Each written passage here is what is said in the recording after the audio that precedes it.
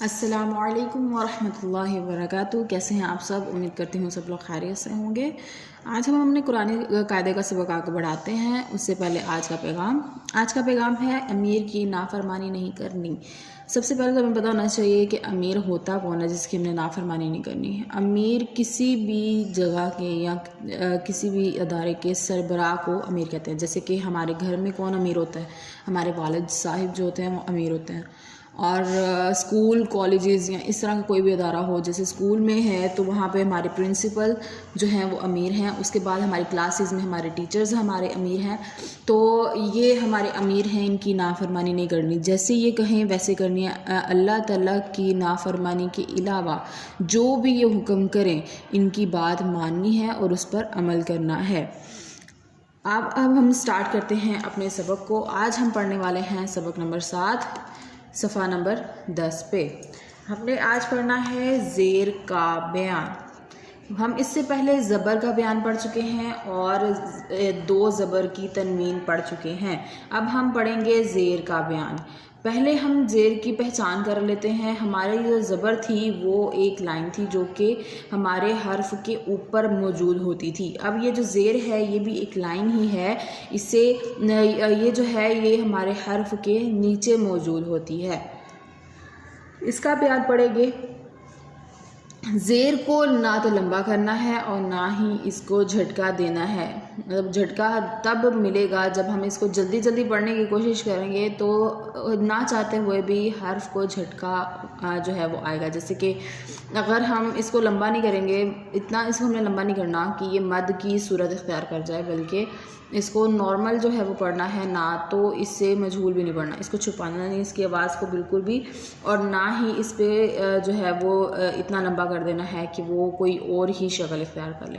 हम इसको पढ़ते हैं इंशाल्लाह और इसकी जो है वो पहचान करने की कोशिश करते हैं। जी तो स्टार्ट करते हैं। हमारे सबसे पहले हर्फ लिखा हुआ है बा और उसके नीचे एक रेड लाइन लगी हुई है जिसे हम ज़ेर पढ़ते हैं। तो इसे हम इस तरह पढ़ेंगे, बा ज़ेर बी, ता ज़ेर ती, सा ज़ेर सी, जीम ज़ेर जी, हा ज़ेर ही, ख्वा ज़ेर खी, दाल ज़ेर दी, ज़ाल ज़ेर जी, रॉ ज़ेर री।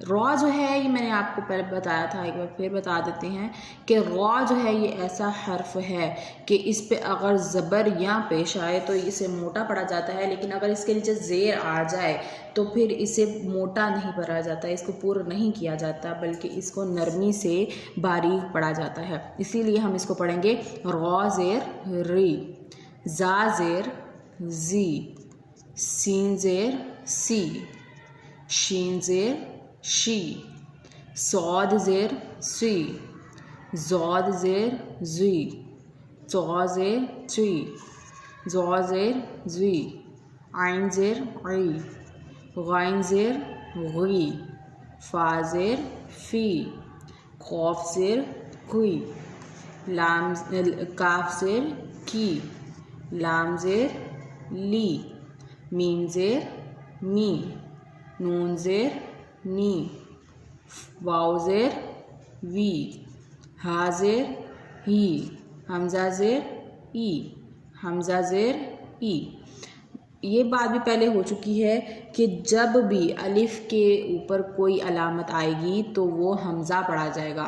अरबिक राइटिंग में, अरबिक के जो है वो लिखे हुए में जब अलिफ अकेला आता है, जब उस पर कोई भी अलामत नहीं होती, ना ज़बर ज़ेर पेश, कोई हरकत नहीं होती, कोई तनवीन नहीं होती, कोई जज़म नहीं होती, कोई शद नहीं होती, तो उस वक़्त उसे अलिफ पढ़ा जाता है।